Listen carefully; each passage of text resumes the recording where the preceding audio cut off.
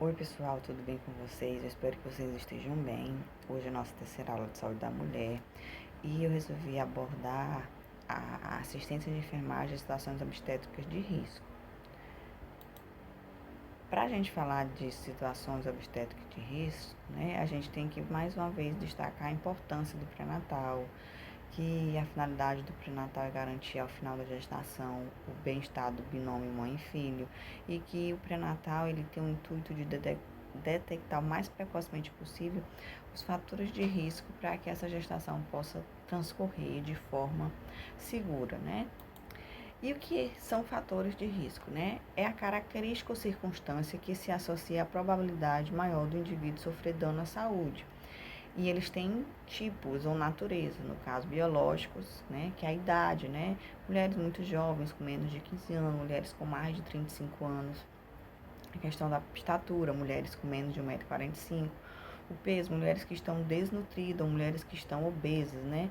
Aí como é que a gente sabe? É só olhando? Não, tem que calcular o IMC. Como é que calcula o IMC? Pega o peso, divide pela altura ao quadrado. Quando eu falo em altura ao quadrado, eu não estou dizendo altura vezes 2, mas altura vezes altura. No meu caso, eu tenho 1,60 m, então vou pegar meu peso, né? Dividir pela minha altura ao quadrado, que 1,60 m vezes 1,60 m é igual a 2,56.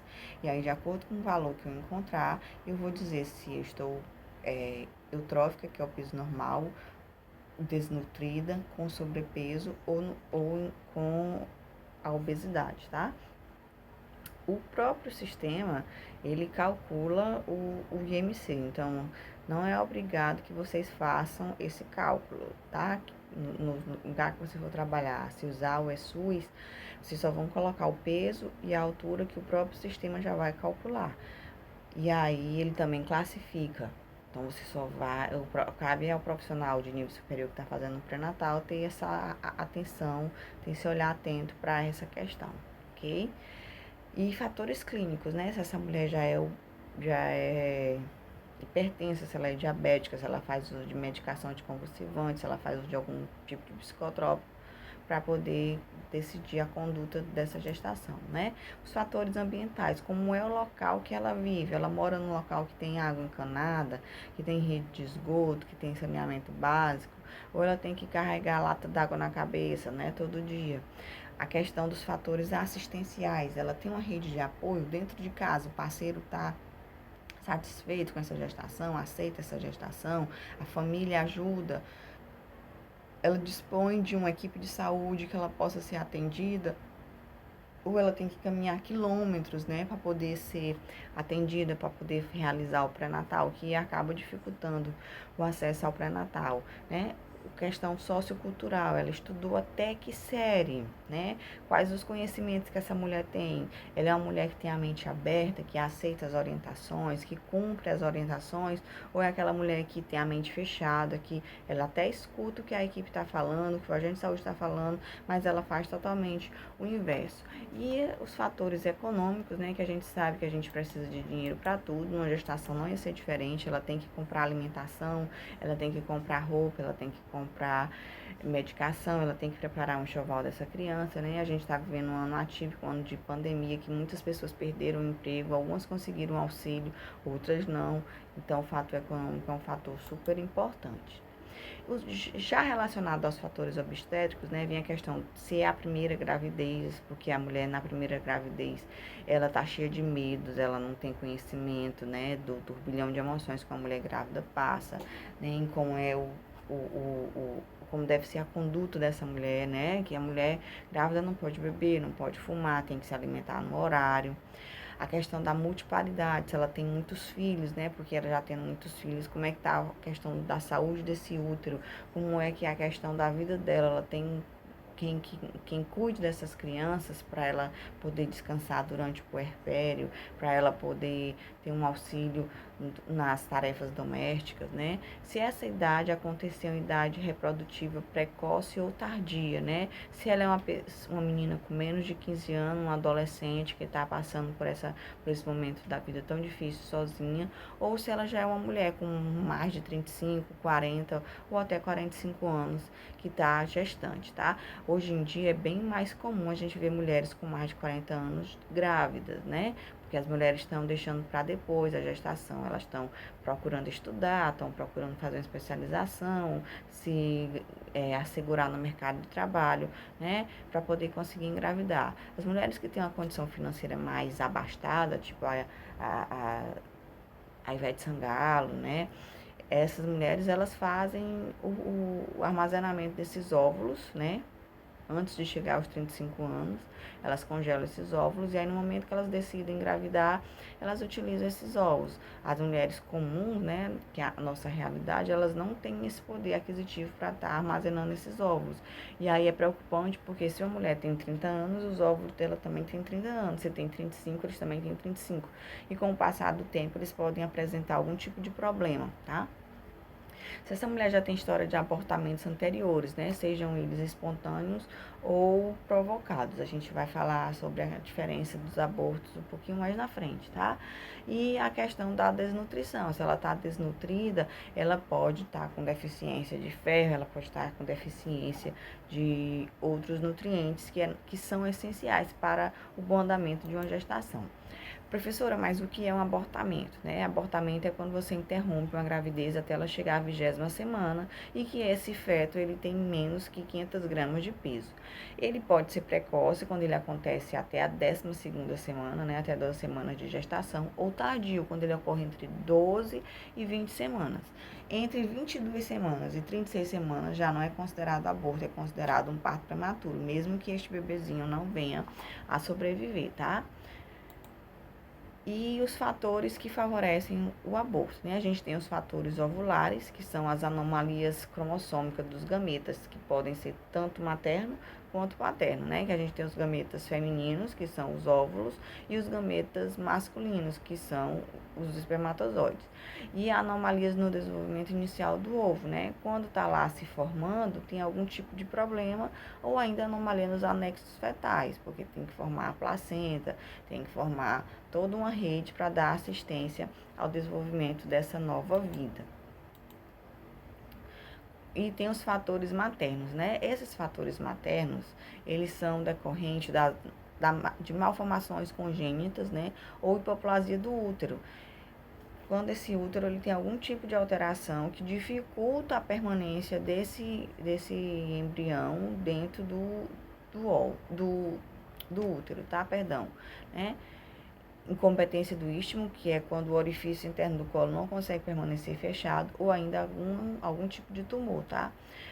Podem ser fatores relacionados a fatores endócrinos, né? Insuficiências hormonais de origem ovariana ou placentária. A própria questão do hipotireoidismo, né? Quando essa tireoide não está funcionando de forma correta, que pode dificultar a questão da manutenção dessa gestação.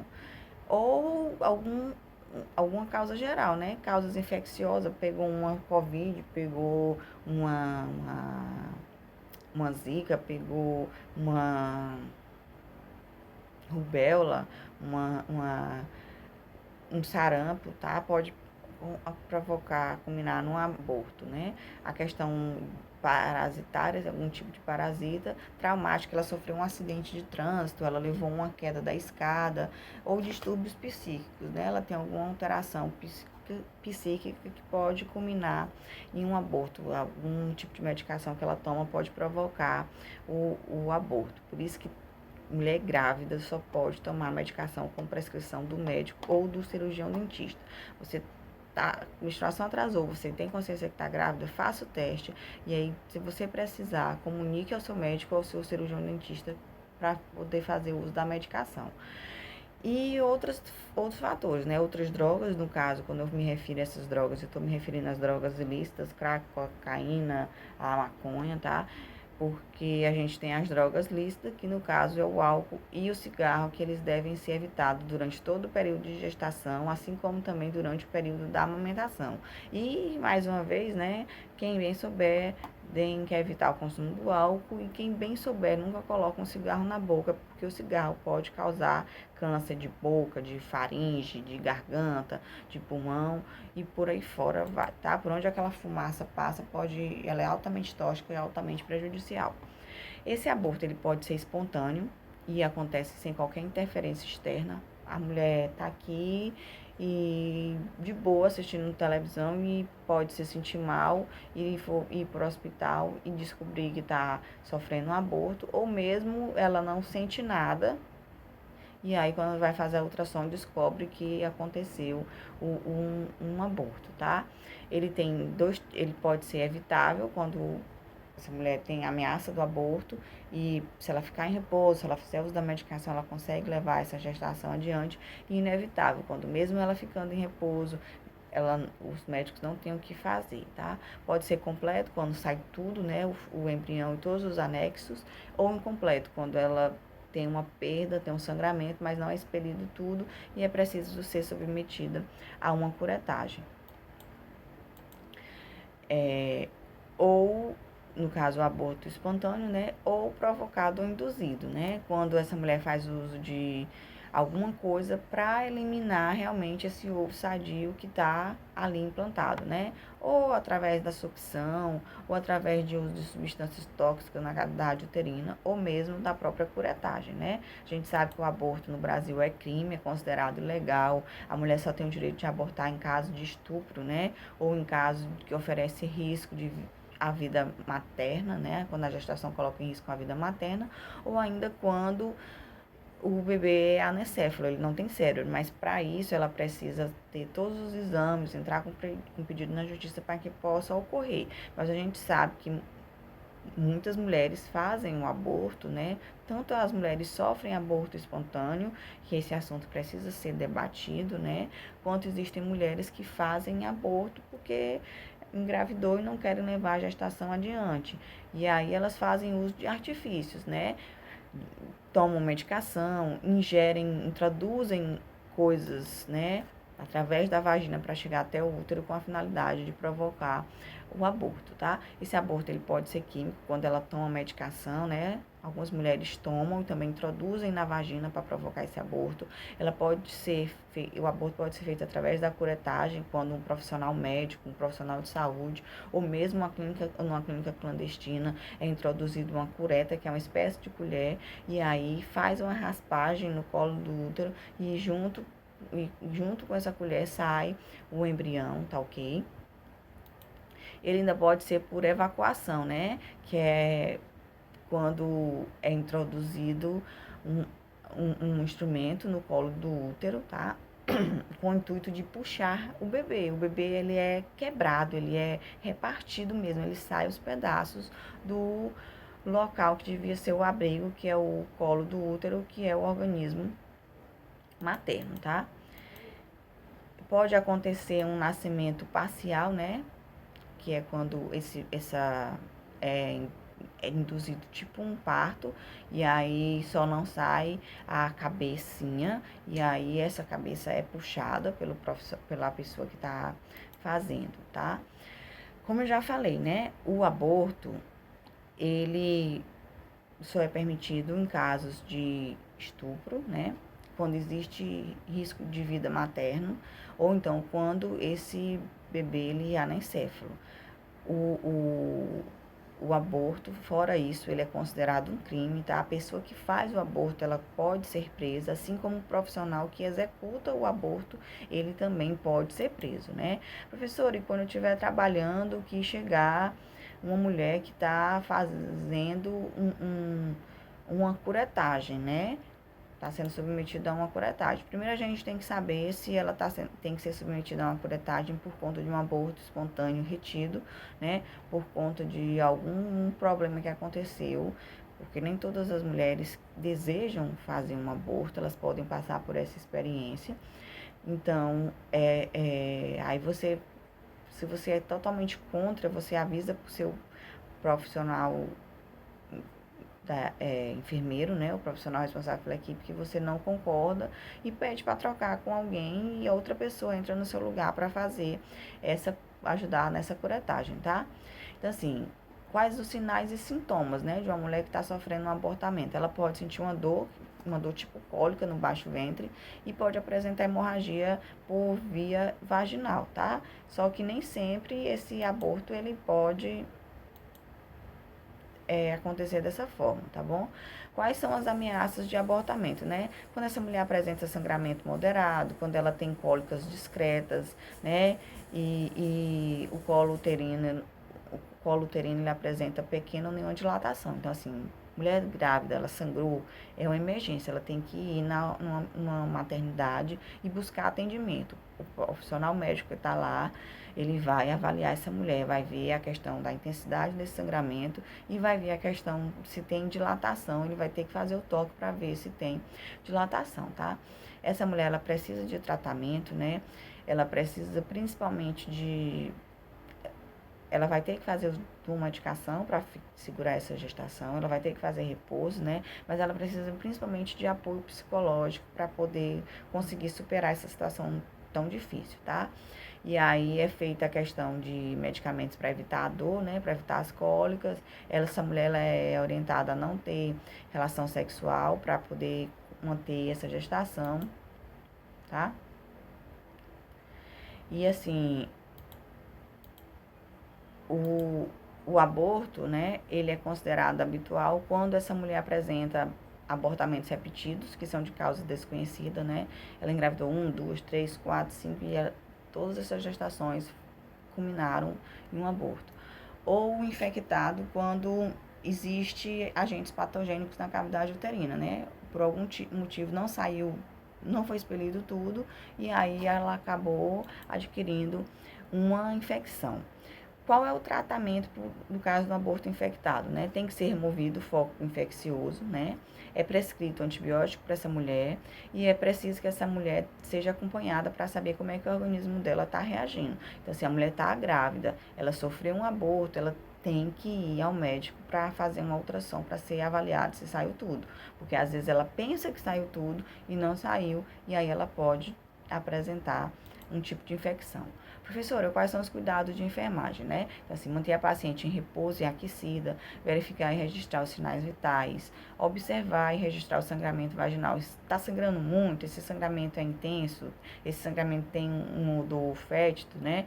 Observar e comunicar ao enfermeiro ou ao médico caso a paciente apresente sinais de choque, né? Pele fria, pegajosa, né? A questão do pulso que fica fraco e fica rápido, né? Que a gente chama de pulso filiforme. Tudo isso são sinais de choque, né? Administrar a medicação prescrita, tá? Nos horários prescritos. E nos casos de abortamento provocado, esclarecer a paciente quanto aos seus riscos. Você não vai criticar, né? A gente não tem o direito de criticar, de ofender, de destratar ninguém, mas a gente vai esclarecer que ela tá fazendo uma coisa que é prejudicial não só à saúde do bebê, né, que estava sendo gerado dentro dela, mas à própria vida dela, que isso pode fazer com que ela venha ficar estéril mais na frente, que ela pode adquirir uma infecção, né, procurar orientar essa mulher sem destratar, sem ofender, porque ninguém tem o direito de ofender ninguém, tá? Fazer a tricotomia pubiana, né, que no caso a tricotomia é a raspagem dos pelos, procurar encaminhar e orientar a paciente quanto aos exames complementares, né? Porque ela tem que fazer uma ultrassom, se houver necessidade de algum exame de sangue. Professor, e quais são as complicações decorrentes do aborto, né? Essa mulher ela pode apresentar tétano, tá? Porque eles usam qualquer tipo de coisa para fazer os abortos clandestinos, tá? Ela pode apresentar lesões vaginais, né? Dependendo do que for introduzido. Ela pode apresentar uma perfuração uterina, pode apresentar uma intoxicação por conta da medicação que eles não têm conhecimento para fazer, a questão da septicemia, que é a infecção generalizada, né? E até o óbito, ela pode acabar vindo à morte por conta disso. Quais são as sequelas, né, da mulher que faz esse tipo de aborto? A questão da esterilidade, né? Muitas meninas fazem sucessivos abortos, aí mais na frente elas acabam casando, um parceiro que é um filho, e elas não conseguem engravidar porque estão estéreis devido a abortos mal feitos anteriormente, né? Pode ser que ela também apresente uma gravidez ectópica, né? Que é a gravidez que acontece fora do útero, né? Alterações menstruais, né? Incompetência cervical e a questão da psicose, que é a ideia de culpa, né? Muitas mulheres podem acabar ficando com algum problema psicológico por conta do peso na consciência do que ela fez, porque é uma coisa errada, né? Querendo ou não, é uma vida e a gente não tem o direito de tirar a vida de ninguém. né? Todo mundo tem que respeitar a vida do outro, né? Qual é o papel da equipe de enfermagem? Orientar sobre a questão da reposição hídrica e nutricional, que ela depois que for liberada, ela pode se alimentar, ela deve beber água, né? Ela precisa ter sono e descansar. A questão do suporte, né? Se ela apresentar algum conflito emocional e psicológico, se ela está se sentindo culpada, se ela não está bem do ponto de vista emocionalmente, né? Tentar manter o equilíbrio, o bem-estar, né? Acreditar na capacidade reprodutiva. Isso no caso de uma mulher que sofreu um aborto espontâneo, né? Porque às vezes as pessoas vão dizer, ah, que bom que estava só no começo, né? Mas assim, como é que você vai dizer para uma mãe que bom? Porque a partir do momento que uma mulher recebe um teste positivo, ela já ama, ela já faz plano, ela começa a olhar enxoval, ela começa a pensar no nome. Então, para ela é um filho, ali é uma perda. E é um filho que ela não vai, dependendo da quantidade de semana, que ela não vai poder nunca abraçar, nunca saber o sexo, nunca conhecer o rosto. Então, assim, a gente tem que procurar incentivar que essa mulher vai para ela ter paciência e mais na frente tentar engravidar de novo e não falar coisas que são desagradáveis, tá? E na questão da alta hospitalar, né? Essa mulher ela deve ser encaminhada para acompanhamento ginecológico, tem que ser avaliado por quê, como, o que foi que aconteceu, fazer uma revisão pós-aborto, né, para ver se está tudo ok. Procurar identificar a dificuldade de manter a gestação, o que está fazendo essa mulher ter abortos sucessivos, né? Ela deve passar um tempo sem ter relação sexual, né? Como se fosse um parto, né? Então, assim, ela tem que ter o resguardo, né? E a questão da escolha do método contraceptivos, porque durante um tempo ela não vai poder engravidar, dependendo da forma como esse aborto foi realizado. Se for um aborto espontâneo que não foi preciso fazer curetagem, no outro mês ela já pode engravidar, mas se foi um aborto que ela precisou fazer a curetagem, ela tem que esperar pelo menos 6 meses para esse útero estar ok de novo, para ela poder tentar engravidar. Então, nesse intervalo de 6 meses, é preciso fazer uso de algum método anticoncepcional. O mais indicado, né, geralmente pelos médicos, é a questão do uso do preservativo masculino, para que quando ela passe os 6 meses, ela tenha mais facilidade para engravidar, tá? Então, assim, a gente fica por aqui, né? A primeira parte a gente fica por aqui e a gente volta daqui a pouquinho.